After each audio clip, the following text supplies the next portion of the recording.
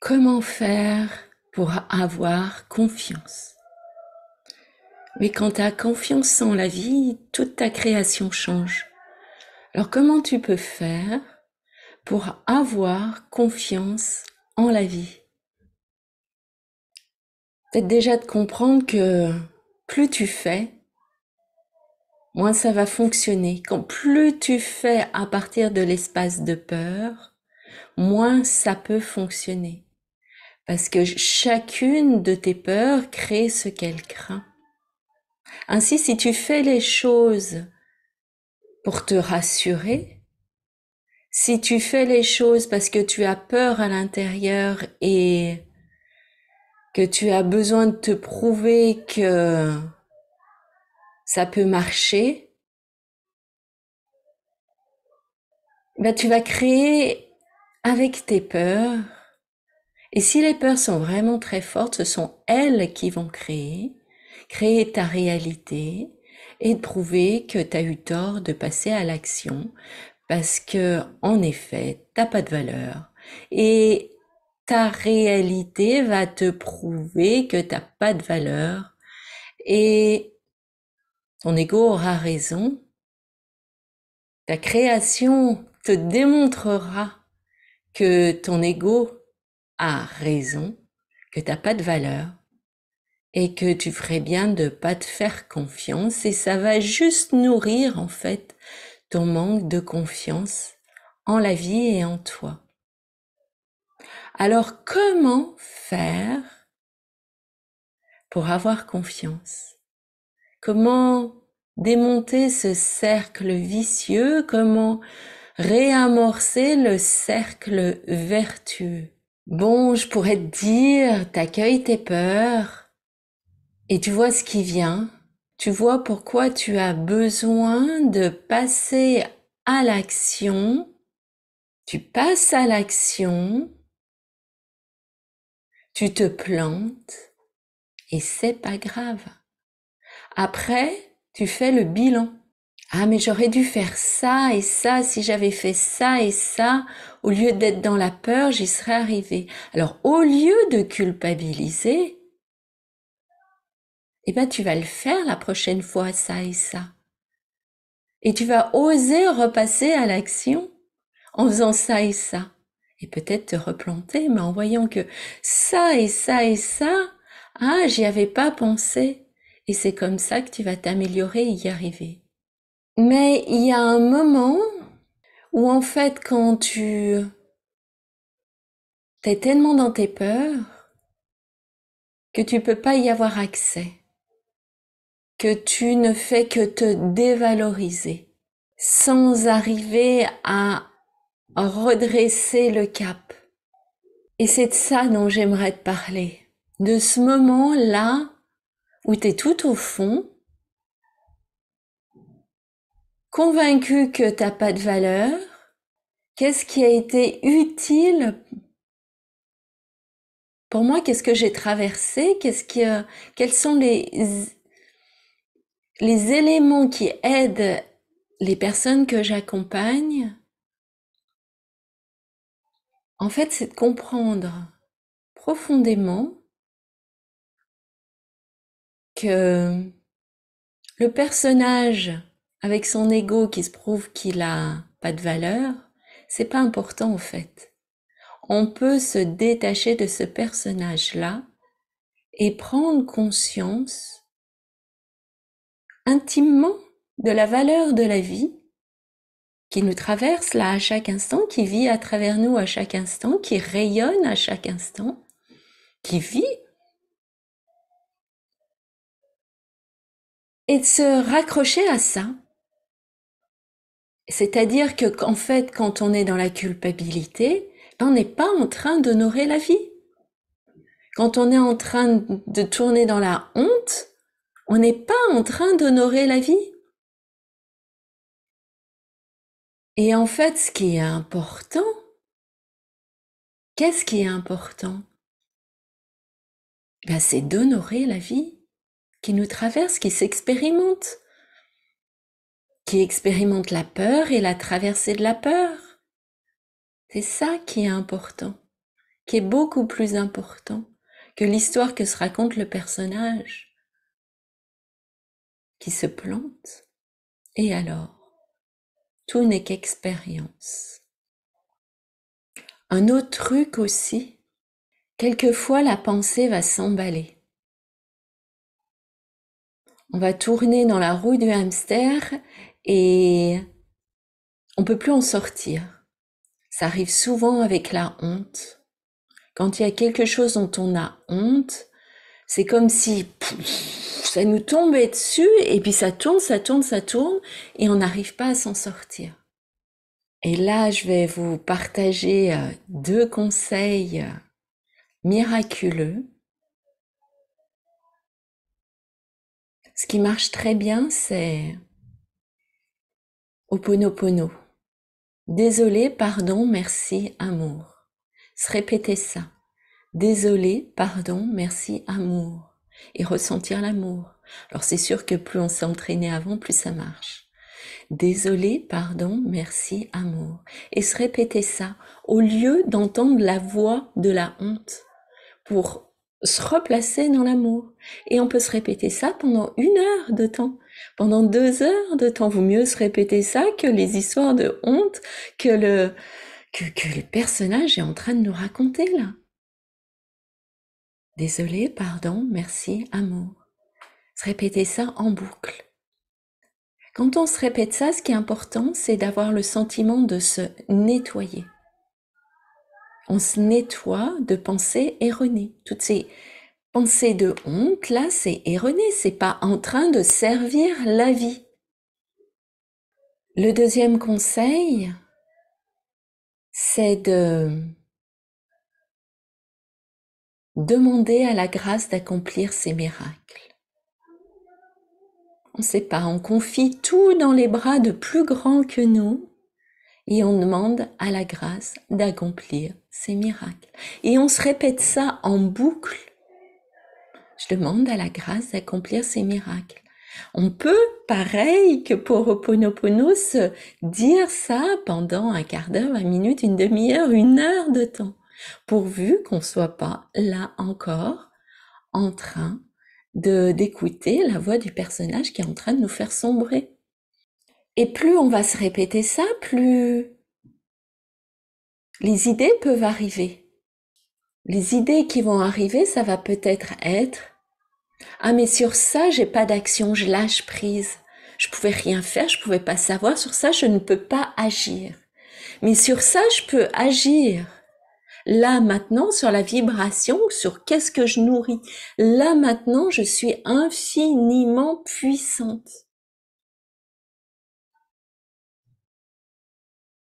Et c'est depuis cet espace-là de présence maintenant que je peux nourrir une autre pensée, une autre vibration.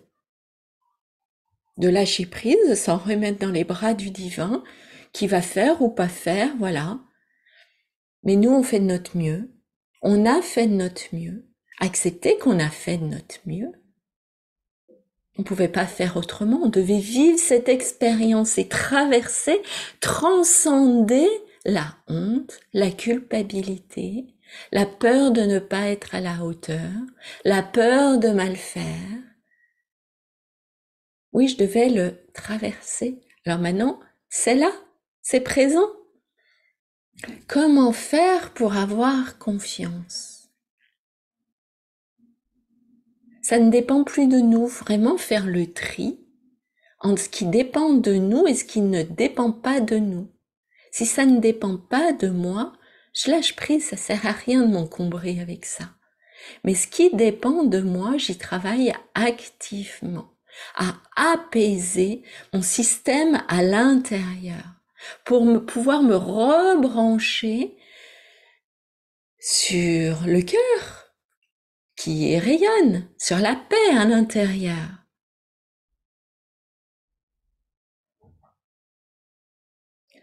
Parallèlement à tout ça, il est bon de s'exercer à se brancher sur la paix à l'intérieur. Quand tout va bien, il est important de s'exercer à se connecter à la paix à l'intérieur. Parce que c'est très difficile déjà, quand on est dans ces situations de culpabilité, de honte, de peur, de s'y connecter. Mais c'est quand même plus facile si on est habitué à le ressentir.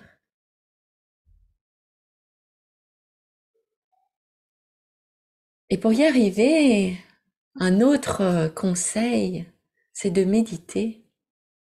Méditer, c'est-à-dire s'exercer, c'est-à-dire muscler son attention à se détacher de ses pensées. On muscle son attention. Je pense, hop, je me détache. Avec bienveillance, on revient à la respiration et à essayer de s'installer, d'observer avec confiance la respiration et se laisser traverser par la vie qui vit à l'intérieur à chaque instant. Et tout va bien. Voilà, et de se nourrir de ça. Et d'accueillir tout ce qui vient qui n'est pas ça, de l'accueillir dans un espace plus grand et avec confiance et de s'ouvrir comme ça. C'est ça qui est important, de faire quand tout va bien. Parce qu'on sait que ça existe, que c'est possible. Ça m'a pris 3 mois pour ressentir ce que c'est que l'espace à l'intérieur. 3 mois de méditation au quotidien sans lâcher. Même si certains jours c'est 5 minutes et d'autres c'est une demi-heure, 3/4 d'heure, 1 heure. Pourvu que ça soit au quotidien. C'est un exercice de l'attention. C'est une musculation. C'est un sport. Un sport de l'attention. Pour se détacher des fonctionnements à l'intérieur. Et prendre conscience qu'on n'est pas seulement cette pensée, cette conscience qui pense à tous ces trucs-là qui encombrent. On est aussi cette conscience qui accueille, cette conscience qui pense et qui... des trucs qui encombrent. Oui, on est aussi ça, ce cœur accueillant. Cette conscience dans le cœur qui accueille. Et c'est important de le cultiver quand tout va bien. Comme ça, et de le ressentir de plus en plus quand tout va bien. Comme ça, quand ça va pas, quand il y a eu un truc là, quand la vie nous a présenté le parfait événement qu'on a à traverser maintenant, et à trouver d'autres ressources peut-être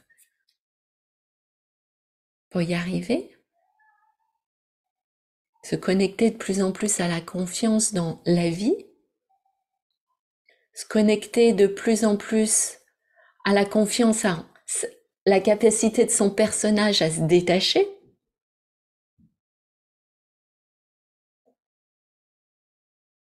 se reconnecter de plus en plus à l'acceptation que tout est parfait et qu'il y a un truc à comprendre pour le dépasser, pour le transcender, pour se réinstaller, pour revibrer la paix, pour être la paix. Plus on se rapproche de la paix, plus on finit par être la paix tout le temps, mais ça demande du temps, de l'exercice, ou ça peut ne pas demander de temps d'ailleurs, parce que les miracles sont possibles, vraiment. Tant qu'on l'a pas expérimenté, on a du mal à y croire. Mais c'est possible. D'autres l'ont fait, je peux le faire. En tout cas, je m'ouvre aussi à cet espace possible.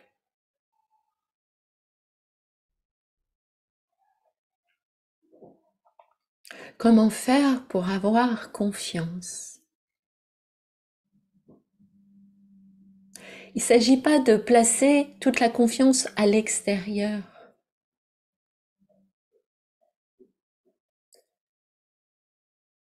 Parce que quand on demande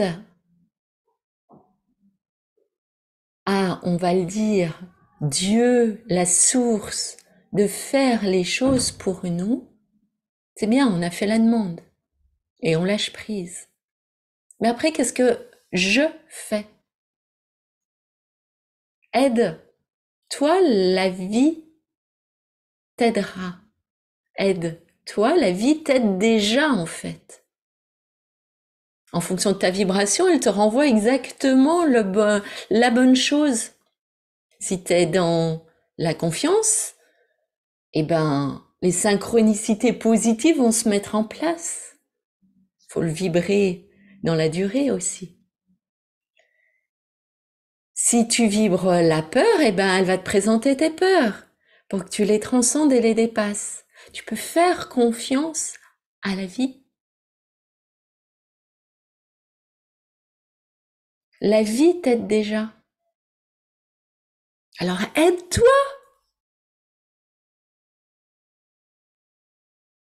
Alors c'est qui le toi à qui je parle? C'est le personnage, tout seul, perdu.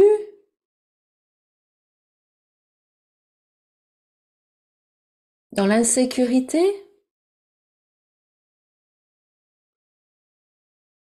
Ou est-ce que c'est la conscience qui sait déjà connecter à la bienveillance, à la confiance, à la tendresse pour soi, qui se connaît, qui est en train de, qui sait déjà un petit peu expérimenter et qui va pouvoir s'aider? Céder ou pas? Je pensais au verbe céder avec un C, mais ne nous éparpillons pas. Aide-toi. Comment faire pour céder?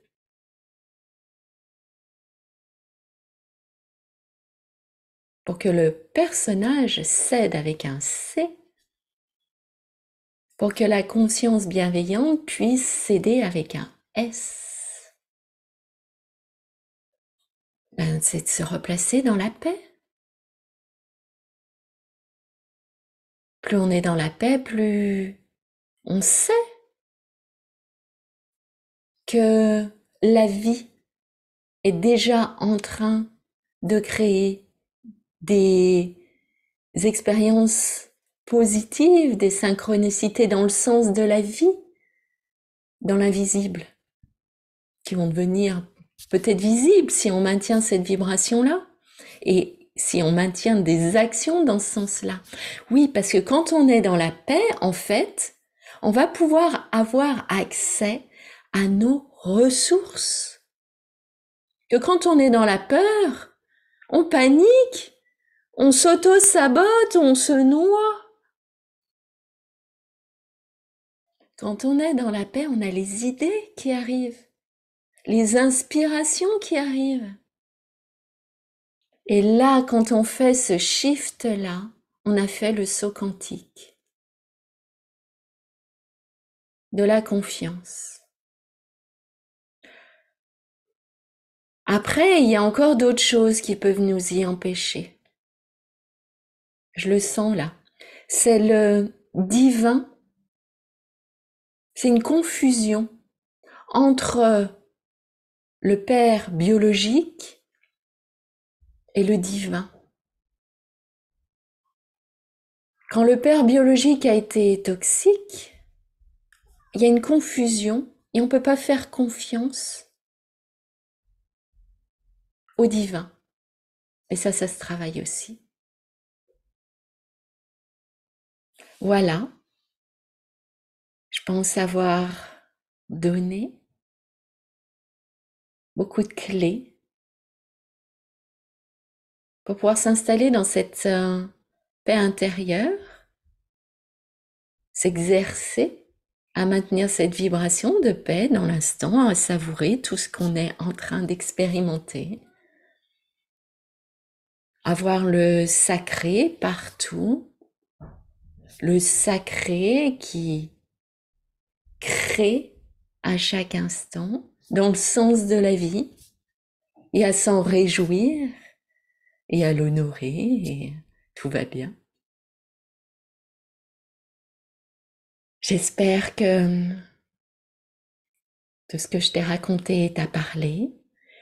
Je t'invite à t'abonner si ce genre de contenu te plaît, te parle, t'aide à grandir et à évoluer et à refaire circuler la vie à l'intérieur. Et je te dis à très bientôt avec le cœur.